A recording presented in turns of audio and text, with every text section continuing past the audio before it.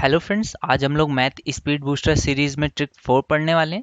Friends, इससे पहले 2 और 3 ट्रिक्स मैं आपको पढ़ा चुका हूं इस पे। तो अगर आपने उन्हें अभी तक नहीं देखा है देन प्लीज़ उन्हें देखिए। और फ्रेंड्स, अगर अभी तक आपने चैनल को सब्सक्राइब नहीं किया हुआ है देन प्लीज़ चैनल को सब्सक्राइब कीजिए। तो चलिए देखते हैं। तो फ्रेंड्स, आज भी हम लोग इस टाइम स्पीड डिस्टेंस पे ही एक इंपॉर्टेंट क्वेश्चंस को सॉल्व करने की ट्रिक सीखने वाले हैं। तो देखिए, इस तरह के क्वेश्चंस को कैसे सॉल्व करते हैं, चलिए देखते हैं।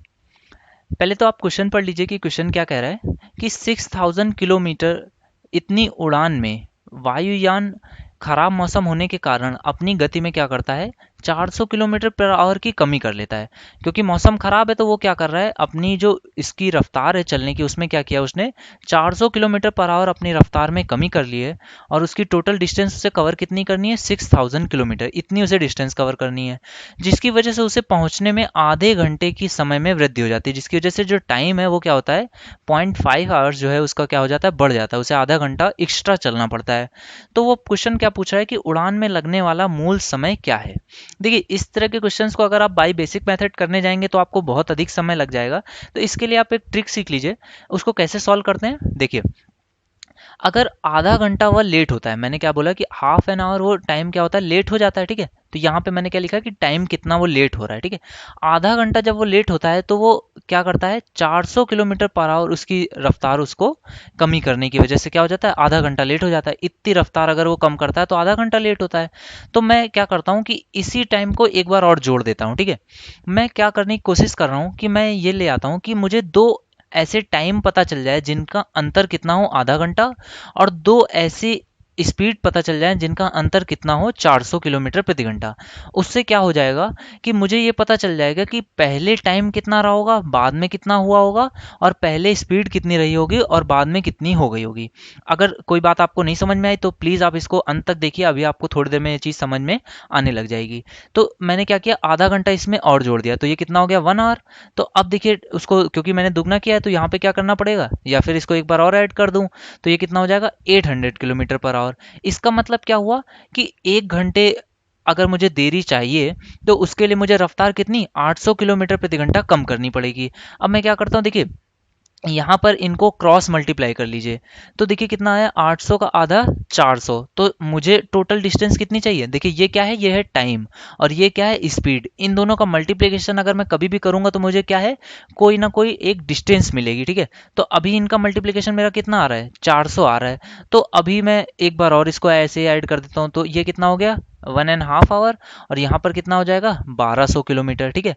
तो अभी भी देखिए 1200 एक कम 1200, तो अभी भी 6000 के मैं आसपास नहीं पहुंचने वाला हूँ। तो मैं क्या करूंगा, 2 घंटे लेट होने के लिए देखता हूँ क्या होगा। तो 2 घंटे लेट होने के लिए कितना करना पड़ेगा, 1600। तो देखिए अभी भी कुछ नज़दीक नहीं हूँ मैं। तो मैं क्या करता हूँ, 2.5 घंटे के बाद चलता हूँ। 2.5 घंटे अगर मुझे लेट होना होगा तो मुझे कितनी स्पीड अपनी करनी पड़ेगी, 2000 किलोमीटर पर आवर, इतनी स्पीड मुझे कम करनी पड़ेगी। तो देखिए अभी भी क्या है, 2000 इंटू 2 ये कितना हो रहा है, 4000। अभी भी कुछ बात नहीं बन रही है। तो मैं क्या करता हूँ, 3 घंटे अगर मुझे लेट होना होगा तब क्या करना पड़ेगा, तो तब मुझे 2400 किलोमीटर पर आवर अपनी स्पीड इतनी कम करनी पड़ेगी। तो देखिए 2400 दुगना 4800, और 2400 का आधा कितना होता है, 1200। तो 4800 1200 6000। तो देखिए यहाँ पर मल्टीप्लिकेशन मेरा जब 6000 आएगा तो मेरा इधर से भी क्रॉस मल्टीप्लिकेशन 6000 आएगा, ये मुझे चेक नहीं करना पड़ेगा। तो देखिए कितना आया, 2000, और यहाँ पे मल्टीप्लाई किससे किया मैंने, 3 से। तो ये कितना आ गया, 6000। अब देखिए यहाँ पर क्रॉस मल्टीप्लिकेशन दोनों तरफ से कितना आ रहा है, 6000 आ रहा है, और मुझे डिस्टेंस कितनी कवर करनी थी, 6000।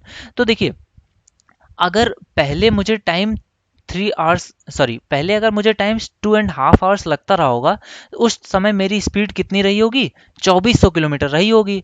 और क्योंकि स्पीड में कितनी कमी कर दी है, 400 किलोमीटर की मैंने कमी कर दी है, स्पीड में कितनी कमी कर दी है, 400 किलोमीटर पर आवर की कमी कर दी है। इस वजह से मेरे समय में देखिए कितने का बढ़ोतरी हो गई, आधा घंटे की बढ़ोतरी हो गई है। अब इस क्वेश्चन में वो कुछ भी पूछे, उड़ान में लगने वाला मूल समय पूछे, या फिर इनिशियल उसकी स्पीड क्या थी, या फिर फाइनल उसकी स्पीड क्या थी, इन चारों क्वेश्चंस का आंसर बहुत ही इजीली अब देखिए मेरे पास आ जाएगा। तो इनिशियल उसकी स्पीड कितनी थी, 2400 किलोमीटर पर आवर। इनिशियली उसका टाइम कितना लग रहा था, 2.5 घंटे। लेकिन क्योंकि उसकी स्पीड कितनी, 400 कम हुई, यानी कि कितनी हो गई, 2000 किलोमीटर पर आवर। तो अब उसको समय कितना लगेगा, 3 घंटे, ठीक है। तो देखिए क्वेश्चन कितनी इजिली सॉल्व हो गया। अब फ्रेंड्स ये बात आती है कि क्या सर इतने 6 स्टेप्स करने पड़ेंगे, तो देखिए 6 स्टेप्स आपको बिल्कुल नहीं करने पड़ेंगे। आप क्या कीजिए, पहली बार में आप लिखिए कि आधे घंटे में कितना लग रहा है 400, और अगला स्टेप लिखिए कि 1 घंटे में कितना लग रहा है 800। तो देखिए 8 और आधा किया तो आपका कितना है 400 आ गया। तो इसका मतलब है कि अभी आपको काफ़ी बार मल्टीप्लाई करना पड़ेगा, तब आपकी वैल्यू बड़ी होगी। तो आप क्या कीजिए, सीधे से आधे घंटे या 1 घंटे के बाद आप क्या कीजिए, 2 गुना या फिर सीधे से 3 गुना कर दीजिए। तो 1 घंटे आपने लिखा, 1 घंटे में कितना लग रहा है 800, तो आप इसके बाद देखिए सीधे से 3 गुना कर दीजिए। तो 3 घंटे में कितना लगेगा, 8 16 8 2400, और इसके बाद आधा घंटा इसमें ऐड करिए तो 3.5, और इधर कितना होगा 24 और 400 2800। अब यहाँ पर आप इसको मल्टीप्लाई कर लीजिए 2800 को 3 से, तो ये कितना आ जाएगा, 3 दूनी 6, ये तो 6000 के ऊपर निकल गया। इसका मतलब क्या है, आप एक बार पीछे स्टेप पे आ जाइए। तो 2.5 घंटे पे कितना लगेगा 2000, और अब यहाँ पे आप क्रॉस मल्टीप्लाई करके चेक कर लीजिए, ठीक है। तो इस तरह से आपका आंसर बहुत ही ईजिली आ जाएगा और आपका टाइम भी नहीं बच, टाइम काफ़ी सेव होगा, ठीक है। तो चलिए इसी पे बेस्ड एक और क्वेश्चन देखते हैं। अब जैसे कि ये क्वेश्चन है फ्रेंड्स, देखिए इसमें क्या कह रहा है कि 1500 किलोमीटर की उड़ान में एक हवाई जहाज, अब यहाँ पे क्या कर रहा है 250 किलोमीटर प्रति घंटे की रफ्तार कैसी बढ़ा लेता है। तो कोई दिक्कत नहीं है, आपका क्या है 250 किलोमीटर पर घंटे की रफ्तार उसने क्या करी है, बढ़ा ली है। इस वजह से उसकी उड़ान का वास्तविक समय पहले की तुलना में क्या हो जाता है, आधे घंटे कम समय लेता है। तो ठीक है, अब क्या है, आधे घंटे वो कम समय ले रहा है। पहले क्या था, आधे घंटे ज़्यादा समय ले रहा था, अब आधे घंटे कम समय ले रहा है। तो देखिए 1500 किलोमीटर उसकी उड़ान का समय है, तो मुझे क्या लाना है, दोनों दो नंबर्स का मल्टीप्लिकेशन 1500 लाना है। अब क्या है, उड़ान में लगने वाला मूल समय, यहाँ पे भी उड़ान में लगने वाला मूल समय ही मुझे बताना है। तो मैं फिर से कैसे करूँगा, 1 आवर्स के लिए देखूंगा कि कितना टाइम, उस कितनी स्पीड उसको बढ़ानी पड़ेगी, तो 500 किलोमीटर पर आवर बढ़ानी पड़ेगी। अब देखिए यहाँ पर मुझे कितना चाहिए 1500, और यहाँ पे इन दोनों का मल्टीप्लिकेशन कितना है 250। इसका मतलब मुझे अभी काफ़ी आगे मल्टीप्लाई करना होगा, तो मैं क्या करूँगा, सीधे से दुगना कर देता हूँ। तो 2 आवर्स के लिए मुझे कितना चाहिए होगा, 2 आवर्स के लिए मुझे चाहिए होगा 1000 किलोमीटर पर आवर, स्पीड इतनी बढ़ानी पड़ जाएगी। और अगर मैं 2.5 आवर के लिए बात करूँ तो 2.5 आवर के लिए कितनी बढ़ानी पड़ेगी, हर आधे घंटे के लिए 250 बढ़ती है, तो यहाँ पे कितनी हो जाएगी 1250। तो अब देखिए 1250 का दुगना कितना होता है, 1250 का दुगना तो काफ़ी ज़्यादा हो जा रहा है, इसका मतलब मैं काफ़ी आगे आ गया हूँ। तो यहाँ पे मुझे कितना 1.5 घंटे पे जाना पड़ेगा। तो 1.5 घंटे के लिए देखिए कितना 750। तो 750 का देखिए दुगना कितना होता है 1500, और 1.5 घंटे है यहाँ पे 1000 का 1.5 गुना भी कितना होता है 1500। तो देखिए ये मुझे वैल्यूज़ मिल गई। तो अब मेरे से पूछा जाता है कि पहले इनिशियल स्पीड कितनी रहेगी, तो इनिशियल स्पीड कितनी रहेगी इसकी 750, क्योंकि अब वो क्या है बढ़ रही है ना। तो 750 उसकी इनिशियल स्पीड रही होगी, और 2 घंटे उसे असल में समय लगता रहा होगा। लेकिन क्योंकि वो अपनी स्पीड कितनी कर देता है 250 बढ़ाकर कितनी 1000 कर देता है, तो अब उसको इनिशियली स्पीड कितनी, अब उसको समय कितना लगेगा, सिर्फ 1.5 घंटे लगेगा, आधा घंटा उसे समय कम लगेगा, ठीक है। तो इस तरह से क्वेश्चंस पूछे जाते हैं। इसमें और भी काफ़ी चीज़ें पूछ सकता था कि बाद में स्पीड कितनी हो गई, पहले स्पीड कितनी हो गई, या फिर बाद में भी समय कितना लग सकता है। मूल समय के अलावा भी कई क्वेश्चन इस तरह से बन सकते हैं इस टाइप के क्वेश्चंस में।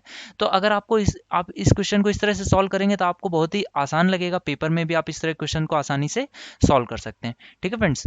तो अभी मुझे फ्रेंड्स कुछ दिनों के लिए बाहर जाना पड़ रहा है, मुझे बेंगलोर जाना पड़ रहा है।